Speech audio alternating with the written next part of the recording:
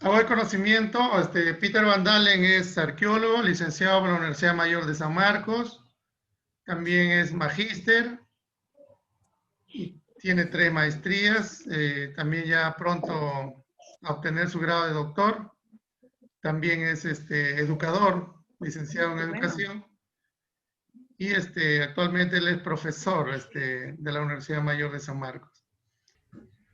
Buenas tardes con todos. Antes que nada quiero agradecer al profesor Andrés Intusca García, al ingeniero César Franco Torres por la invitación para poder estar nuevamente aquí dándoles a conocer algunos aspectos importantes sobre la arqueología de la costa peruana, ¿no? Hace algunos meses les di una charla sobre lo que era la cultura Chancay y el sitio arqueológico de Macatón, ¿no? Del cual ustedes han podido extraer importante información de sus tejidos para realizar y recuperar las técnicas textiles correspondientes, ¿no? En este caso, bueno, me han pedido de que les haga una presentación sobre la Chimú. No es una presentación tan, tan especializada, ¿no? En arqueología, sino una visión general, más que todo, de lo que son los aportes culturales de esta sociedad para la civilización andina en general, ¿no? Eh, Debo señalar que son importantes estos trabajos que se vienen realizando de recuperación de estas técnicas ancestrales, no solamente de las culturas de la costa, sino recuerdo que hace algunos años se hizo también uno sobre sociedades como Huari, ¿no? Y otras sociedades tempranas, como el caso de Nazca, Paracas, entre otras, ¿no? Bien, cuando hablamos de la cultura chimú, nos estamos refiriendo a una sociedad que se va a desarrollar en la costa peruana, en el periodo conocido como intermedio tardío. ¿Qué cosa es el periodo intermedio tardío? Cuando nosotros hablamos del periodo intermedio tardío, nos estamos refiriendo a aquel periodo de tiempo que va entre el año 1000 al año 1470 después de Cristo. Es un periodo que antecede al desarrollo del Tahuantinsuyo. Es el periodo anterior, inmediatamente anterior, en el cual se han desarrollado múltiples sociedades, ¿no? Calculamos que más o menos entre 200 a 500 sociedades autónomas e independientes se van a desarrollar en este periodo a través de todos los Andes, es decir, en el territorio que abarcan las actuales repúblicas de Ecuador, Perú, Bolivia, Chile y Argentina, ¿no? Todas estas sociedades y una pequeña porción de Colombia van a ser sometidas, dominadas y anexadas al Tahuantinsuyo. Este periodo intermedio tardío es un periodo muy poco conocido, muy poco estudiado. La arqueología y la historia han tomado poca atención sobre las sociedades que antecedieron al imperio del Tahuantinsuyo. Las fuentes históricas, como las crónicas, van a abordar la problemática de los incas desde la perspectiva española y las pocas fuentes escritas por cronistas andinos la van a abordar desde la perspectiva inca, con fuertes componentes cristianos, como es el caso de las descripciones que hacen el Inca Garcilaso de la Vega, Guamán Poma de Ayala, entre otros. Así, por ejemplo, la visión que tenemos de aquellas sociedades andinas dominadas por el Tahuantinsuyo es la visión que tenemos desde la perspectiva dominante incaica, buscando siempre justificar la dominación de estos pueblos a fin de llevarles un medio de vida civilizatorio, pues en muchos pasajes estas crónicas buscan justificar el por qué los incas dominaron a las sociedades que le precedieron en todos los años, ¿no? La arqueología a partir de la propuesta de John H. Rowe del año 1959, tomando como base la secuencia maestra de cerámica del Valle de Ica, va a dividir el proceso cultural andino en periodos, con la presencia de los horizontes e intermedios.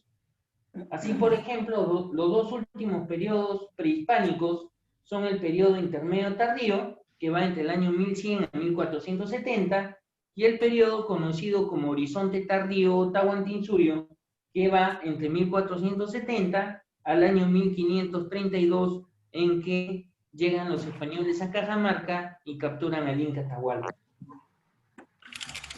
Este periodo intermedio tardío caracterizar por el desarrollo de múltiples sociedades regionales y locales, disgregadas por todo el territorio andino, cada una con sus manifestaciones culturales propias, aunque también con muchas en común, lo cual va a terminar con la conquista y dominación de todas estas sociedades por los incas, conformando el Tahuantinsuyo.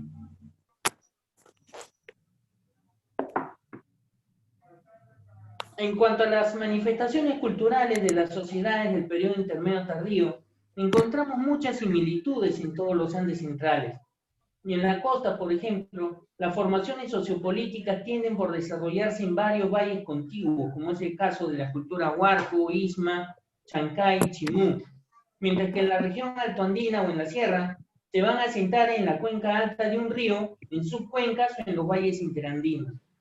La mayoría de sociedades costeñas van a emplazar sus asentamientos en los rincones de los valles, mientras que en la región altoandina van a fundar sus pueblos en la cima de los cerros de difícil acceso. Esto principalmente con fines defensivos. En cuanto a la arquitectura, hay un predominio por el uso del barro, sea en adobes o tapiales en el caso de la costa, mientras que en la sierra la piedra es el material constructivo básico, unido con argamasa o mostelo. En la mayoría de los casos se trata de sociedades preestatales, conformados por pueblos o ayllus gobernados por un curaca, organizados mediante alianzas defensivas y en base a un proceso histórico común, dirigido por uno de estos curacas, el de mayor prestigio y poder. En los Andes centro-sur, las sociedades del periodo intermedio tardío van a ser sociedades del periodo anterior que se encontraban en las áreas marginales del Imperio Wari, que tras la caída de este van a seguir desarrollándose de manera independiente. Con respecto a la cerámica, en este periodo, esta cerámica no va a ser tan fina y elaborada como en los periodos anteriores, predominando la cerámica de pasta roja oxidante, ¿no? Con engobe crema, pintura crema, sobre el cual se van a ir delineando los motivos decorativos en color negro, como se puede observar en la cerámica Huarco, Chancay, Huanca, Casma, etc. En el caso de la sierra predomina la cerámica modelada con representaciones zoomorfas y antropomorfas, así como vasijas de uso doméstico sin decoración. La cultura chimú, como vamos a ver en la costa norte, desarrolló una cerámica de cocción en atmósfera reductora, por ello, o sea, en hornos cerrados, por ello, la coloración negra de las vasijas. En cuanto a la textilería, las sociedades costeñas de este periodo van a desarrollar los más finos tejidos, como los chancáis, michincha, al igual como lo hicieron sus antecesores, los paracas o los nazcos, los huari. Los cementerios o áreas funerarias en este periodo intermedio tardío, al igual como en todos los periodos culturales anteriores desde el intermedio temprano, siendo esta la morada de los ancestros o muertos, muy presentes para los vivos, considerados como celosos guardianes y cuidadores de la sociedad local. En la costa hay grandes cementerios con estructuras funerarias subterráneas excavadas sobre el suelo natural, donde se colocaban los individuos o muertos asociados a numerosos objetos asociados como parte del ritual funerario. Mientras que en la sierra, las tumbas o estructuras funerarias van a ser a base de piedras canteadas unidas con argamasa edificadas subterráneas o sobre el nivel del suelo, predominando las chulpas. Estas se encuentran ubicadas en lugares elevados y alejados de los centros poblacionales, por lo general orientados hacia los Apu Guamanis o montañas sagradas. En el caso de la orfebrería hubo algunas sociedades, como vamos a ver más adelante, que desarrollaron ampliamente esta actividad, como el caso de los chimús, que heredaron esto de los antiguos lambayeques. Estas sociedades del periodo intermedio tardío fueron conquistadas y dominadas por los incas de manera progresiva. Entre el año 1430, en las zonas cercanas al Cusco, y el año 1500, en la zona del Ecuador actual, siendo todas incorporadas al Tahuantinsuyo. Los incas, en este poco más de un siglo de existencia del Tahuantinsuyo, van a dominar a algunas sociedades violentamente, mientras que a otras le van a dar la condición de aliados. Sin embargo, van a aplicar una política masiva de desplazamientos poblacionales. Son traslados en calidad de mitimaes o mitmas, introduciendo ayllus completos al interior de las estructuras sociales locales preexistentes, De esta manera, en muchas regiones van a modificar el sistema político de organización dual en un sistema tripartito o en un sistema cuatripartito, en los cuales una de las parcialidades va a corresponder a estos grupos introducidos como mismas por el Estado cusqueño.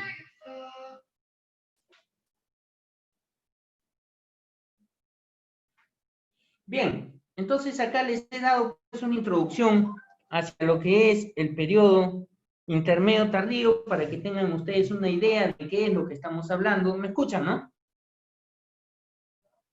No, la PPT no ha avanzado, Peter. Sí, no, les estoy dando primero una introducción para después pasar a darles las diapositivas donde se sustenta, ¿no? Como dije,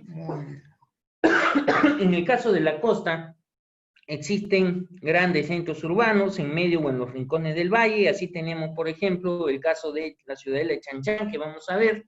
Tenemos el caso de Cajamarquilla, por ejemplo, que aunque fue construido en el periodo anterior, va a tener su máxima expansión en el periodo intermedio tardío. Acá tenemos un asentamiento en el valle medio del río Chancay. En la parte superior es el sitio de Cuyo, nótese la extensión y cómo se encuentra ubicado en el rincón del valle, ¿no? Con la gran cantidad de edificaciones conformantes. En la parte baja tenemos una evidencia del urbanismo de los grandes asentamientos de la costa. Tenemos aquí el caso de Pachacamac, donde se puede observar una avenida de grandes dimensiones que cruza el sitio de norte a sur y que fue ampliado y remodelado durante el Tahuantinsuyo, ¿no?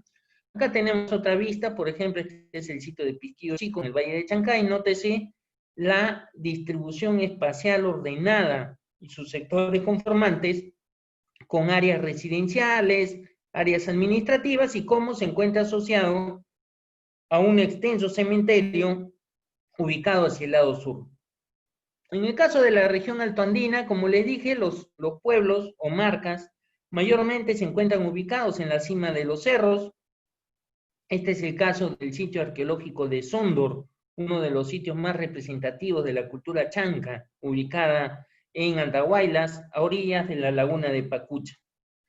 El sitio de Tunanmarca, también ubicado en la cima del cerro del mismo nombre, con una gran cantidad, son más de 300 edificaciones de planta circular, ¿no? De gran altura, edificadas íntegramente a base de piedras. En cuanto a la cerámica, también decíamos que hay una gran variedad. En el caso de la costa, ¿no? Prevalece la cerámica, esta es la cerámica Chimú en la costa norte, que vamos a ver con más detalle más adelante, pero también tenemos la cerámica negro sobre blanco, que data del periodo intermedio tardío, como lo encontramos en el Valle de Chancay, pero también cerámica bien fina en la zona de Chincha e Ica, lo que se conoce como el estilo Ica Chincha. Y en el caso de la región altoandina, algunas vasijas con decoración pictórica, ¿no? Presencia de pinturas y también vasijas modeladas, ¿no? Acá la representación de la chacana, ¿no? Que es un elemento ceremonial, ritual, característico de la Sierra Sur, ¿no? Ahí tenemos la cerámica negro sobre blanco, acá vasijas de la cultura chancay. Nótese cómo encontramos acá en la costa central vasijas que tienen neta influencia norteña, ¿no? Esta vasija, por ejemplo, doble cuerpo, con asa puente, que está uniendo las dos partes de la vasija, que es clara influencia norteña de la cultura chimú. ¿Por qué? Porque hubo pues interacciones, desplazamientos, actividades comerciales comunes entre ambas sociedades. En el caso de la región altoandina en la sierra tenemos pues la presencia de vasijas con poca decoración, decoración pictórica y decoración escultórica con representaciones de personas, animales, entre otros, ¿no? La textilería en este periodo fue muy avanzada. Tenemos sociedades que desarrollaron ampliamente la textilería, como el caso de los chancay, los chincha, los chimús también, ¿no? Algunos elementos como esta muñeca chancay, las gasas, por ejemplo, y las chuspas, bolsas, que son muy comunes en la cultura chancay, y la metalurgia, que como vamos a ver para el caso de Chimú, estos son algunos elementos, tanto de la cultura Chimú como de la cultura lambayeque, la presencia de máscaras funerarias metálicas en oro y en otros materiales, ¿no? Bien, ahora vamos a pasar a lo que es la cultura chimú. ¿Qué es la cultura chimú? La cultura chimú es una formación sociopolítica andina que se va a desarrollar en la costa norte del Perú, ¿no? Acá tenemos el mapa de Sudamérica, tenemos acá el mapa del Perú y la ubicación de la expansión máxima de la cultura chimú, ¿no? Pues bien, los orígenes de Chimú se remontan a la leyenda del legendario Taicánamo, ¿no? Taicánamo era un gobernante que llegó al Valle de Moche acompañado de su séquito y todo su ayo, proveniente al parecer de la costa norte. Algunos investigadores dicen que podría ser de la zona sur. Es algo que todavía no ha sido aclarado, ¿no? Algunos incluso dicen que serían poblaciones mesoamericanas, ¿no? Han habido en realidad, pues, muchos desplazamientos, ¿no? De la zona de Colombia, de la zona posiblemente mesoamericana, que han tenido contacto con las poblaciones andinas de la costa norte. Cuando hablo de poblaciones andinas, me refiero a toda la cordillera de los Andes, ¿no? Tengamos en cuenta que la costa es una parte de la cordillera de los Andes. Se constituye en la parte, ¿no? Limítrofe con el litoral de la cordillera de los Andes, que se introduce hasta debajo del Océano Pacífico, ¿no? Entonces, cuando hablo de sociedades andinas, me refiero tanto a sociedades de la costa como de la sierra, ¿no? De la sierra montaña. Acá tenemos un mapa con la ubicación de los principales asentamientos. En un primer momento, la cultura chimú se va a desarrollar en lo que es el Valle de Moche. Esto es lo que conocemos como el primer periodo de desarrollo de la cultura moche, ¿no? En un segundo momento van a dominar a los valles vecinos, extendiéndose hasta el valle de Lambayeque por el norte y hasta el valle de Chao por el sur, ¿no? Incluso hasta Nepeña, ¿no? Y en un tercer momento van a lograr su máxima expansión, dominando a todas las sociedades de la costa norte, extendiéndose hasta la zona de Tumbes por el norte y hasta el valle de Paramonga por el sur. El valle de Paramonga o Pativilca justamente va a ser el límite con la sociedad Chancay que se encuentra en esta zona, ¿no? Entonces, para esta máxima expansión, los chimús van a dominar a sociedades como la cultura Tayán, por ejemplo, en Piura, a la cultura Lambayeque, que se desarrollaba en el departamento de Lambayeque, y a la cultura Casma o cultura Guarmey en la costa del departamento de Ancash.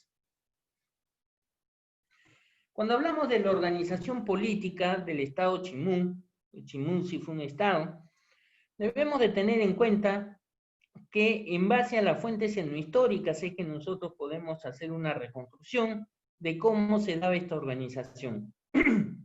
Tenemos en la base de la pirámide social, tenemos al gobernante máximo, que era el Chimú Cápac, que era una especie de rey de toda la sociedad chimú. Debajo tenemos a los gobernadores locales, a los alaik, a los pareng, que vienen a ser los curacas, ¿no? Jefe de cada ayu, y finalmente al pueblo mismo conocido como llanas, ¿no? Su capital o sitio más importante fue la ciudad de Chanchán, un extenso complejo arqueológico conformado por diversos sectores con una arquitectura monumental en alto relieve. Sobresalen pues sus frisos, sus motivos decorativos en alto relieve elaborados a base de barro que han sido ampliamente conocidos por todas las generaciones de arqueólogos, ¿no? Entonces acá tenemos una vista justamente de cómo se da esta decoración en alto relieve con presencia de rombos a modo de redes, ¿no? Que están colocadas en los muros, en los paramentos. Tenemos acá una vista de uno de los sectores más importantes de la ciudadela de Chanchán. Nótese el patrón ortogonal, los sectores cuadrados conformando diversos componentes arquitectónicos internos que en muchos casos han sido llamados como celdas, ¿no?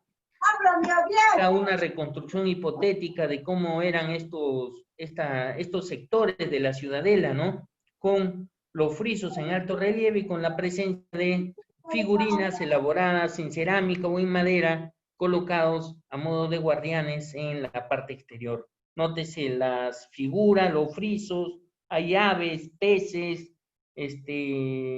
felinos, entre otros personajes o seres que formaban parte de la mitología religiosa de los chimús y de sus antecesores, ¿no? Ven acá la representación, cómo está ornamentado con estas aves, ¿no? En la parte exterior de este recinto, nótese ahí las figuras, cómo se colocaban figurinas, ¿no? Antropomorfas con una serie de tocados sobre la cabeza. Acá una fotografía para que se hagan una idea de la altitud comparado con esta señorita que está ahí, ¿no? La presencia de una serie de motivos, figuras, personajes y otros que forman parte de la religiosidad chimú. Y así casi todos los sectores que han sido